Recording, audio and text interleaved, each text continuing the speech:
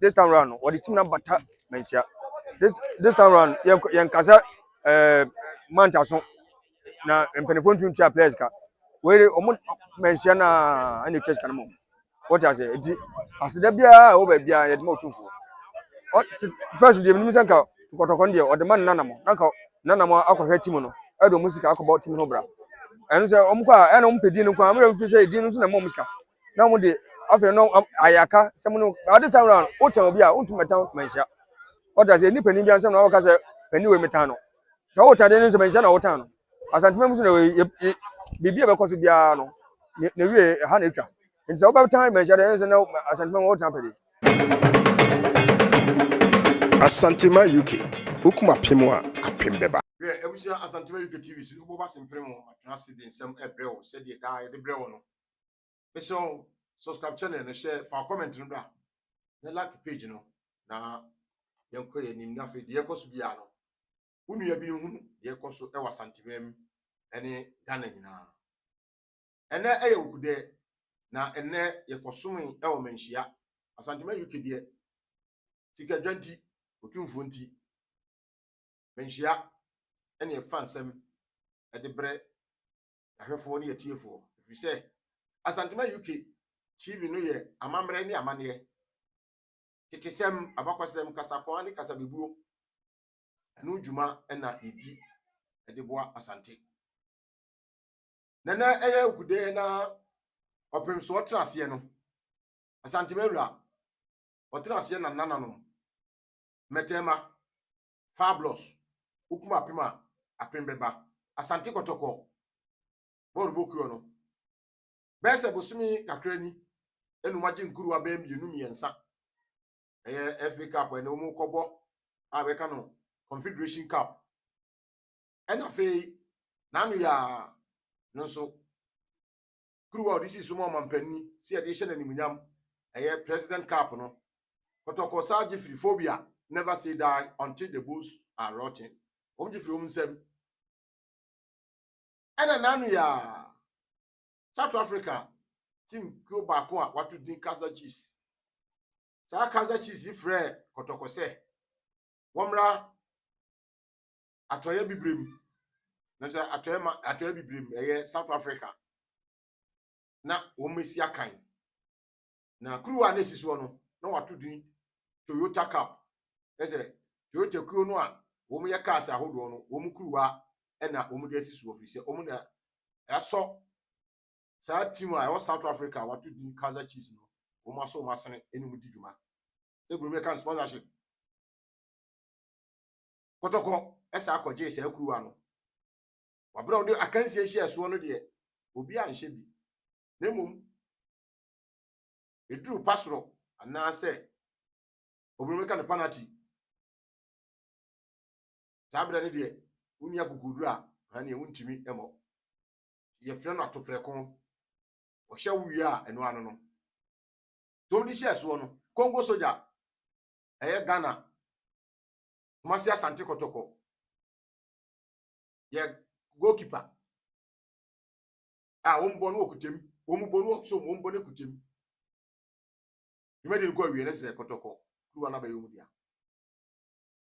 dise kuwa na bayo mu dia na so no be kire team wura wura Asantema wura otikrawi ani grawi adwaso kro bra wi mfi ampem ofusu nyaka odudu obibi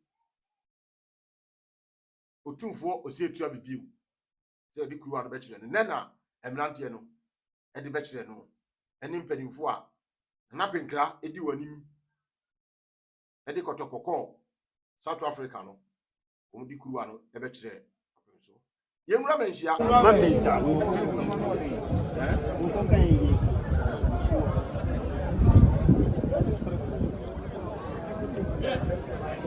That's the olden days Chastela. Ni go how shinti on na mo pie obi sto mu kwasa bi.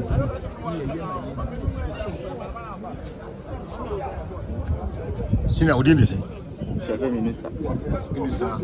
Adam. Position. Right wing.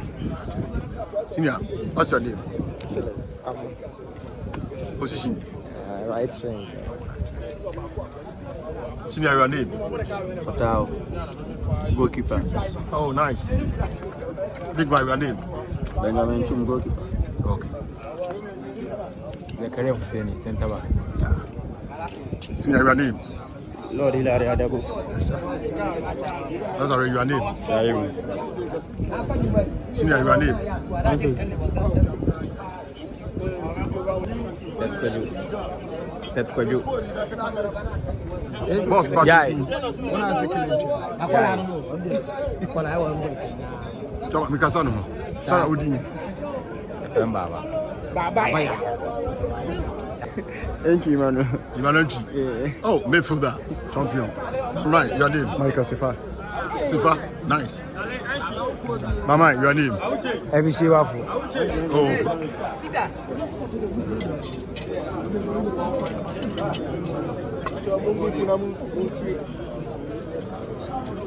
Madam for ni two na woni mi hia. Yo. And then what you said?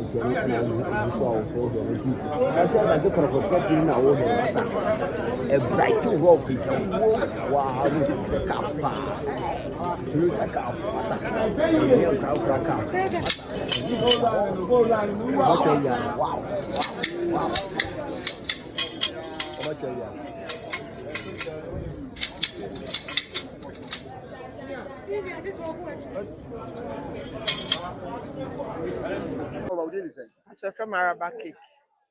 Alaba cake. Where your dear was anti-cotton. Patch on your support.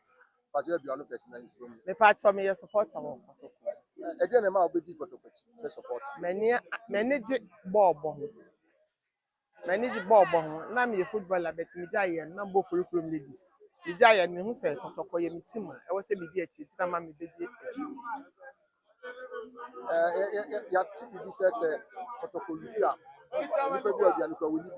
Sapa pepe. Me rate me hope because the more now usus mako rating mu.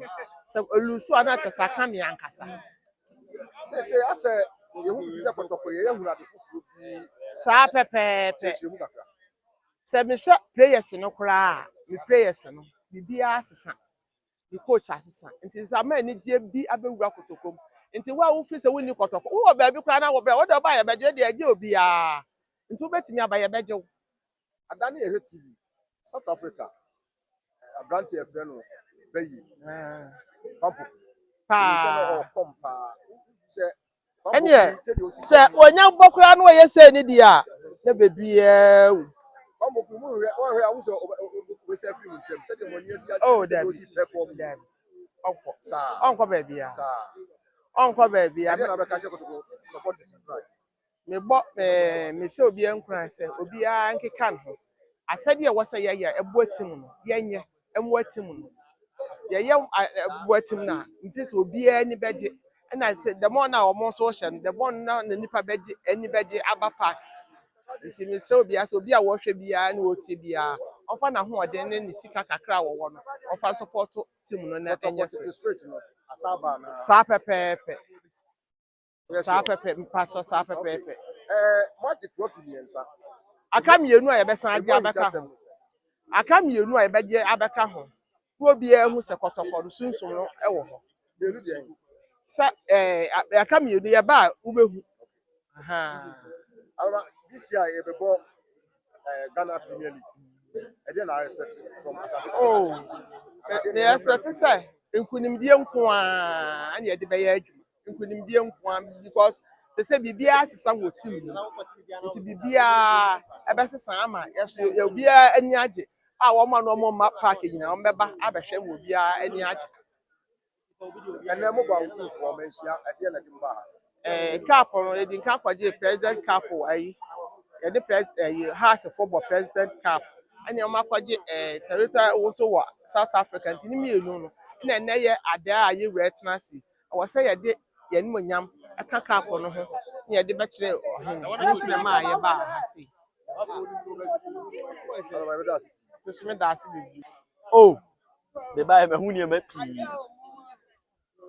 You lo tu father Roma ne mpai bo aye adwuma ama kotoko. Na de me ka kire mo omo matim de no munyai. Na omo nyiro mo ho. Ye pe kapu bebrebe. Ye pe Africa de. Enye we. Enti omo mo ni nya dene. Na omo nye gold. Na kapu enya no anu no. Kapu enya no anu no. Ye hi Africa. Africa. Na keeper ne de why ade. Nyame nshira no. Minim ni tin. Kamala we. Blah blah blah blah. Wa boy pa why ade. Enti nshira nyina nkoma no. Na afi so no. Kotoko omo mudi akire no. Emu mpanimfo nyina omo nya baako. Na omo fa adwempa enitim na chi. Na edwuma ba be yekọ asikadie ebe ye o how ba ewura. Enti ewura ahwe aye niam aye no. Achopa ade ade mo mudi akire board o chairman o hwan obi odi akire bia munye niye na enumnyam ne mla fia ha na ejari oto ma wo mu obom pa ni nhira pa ne nhihye pa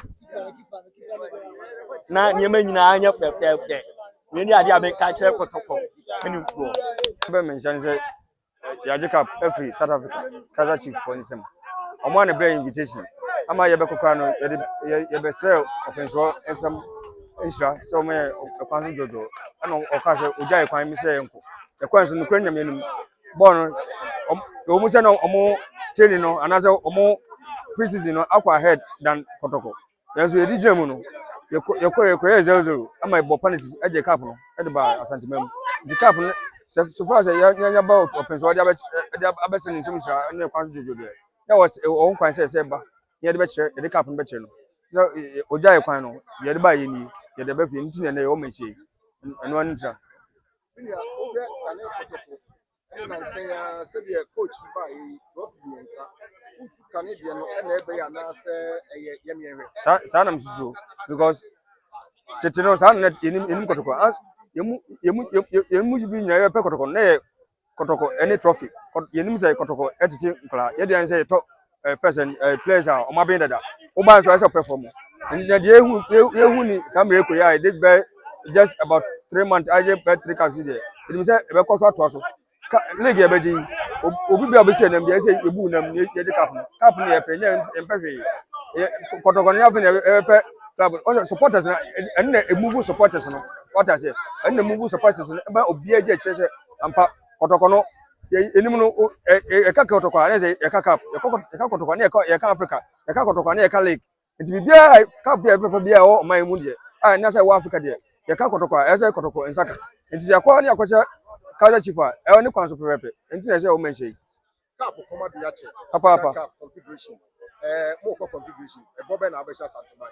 ebo de ye shebo no ya na 50-50 nemo ye ka say Asante Man say ye kwa kobo homoden the who here by group stage ye kwa kodum this time round group stage matches na ye boy e ma edom ba babara no this time round ye sad beba ama wa hwe so ye players e to music currently obi abon homoden we go from goalkeeper to number 11 obi ayade the empire bo ye bo say bo empire cha coach say bia edu match there obanyi hu selection obaye so obanya good players omo onam ode nyobi onam or half injury no ko jump so obi a no e say odan hu ana so bon homoden o park so ye de ekunudi ediba Ye hu ni say afibia ebe hu na ma players ma ko basic. Omu ba ye hu na ye hu.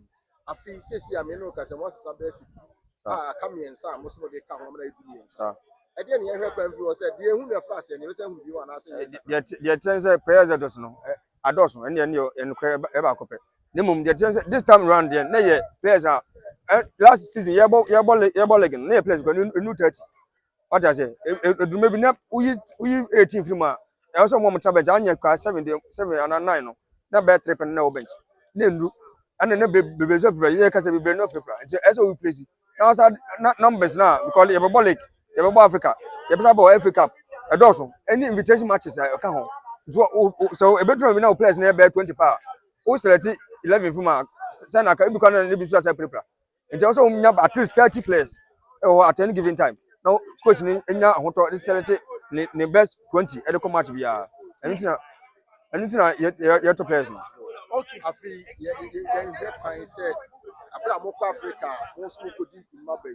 League no so ye hu ni say some message league we when akobe can say kejua ya this time omo near competing ko omo say enya players omo no ana players omo dey compete players no.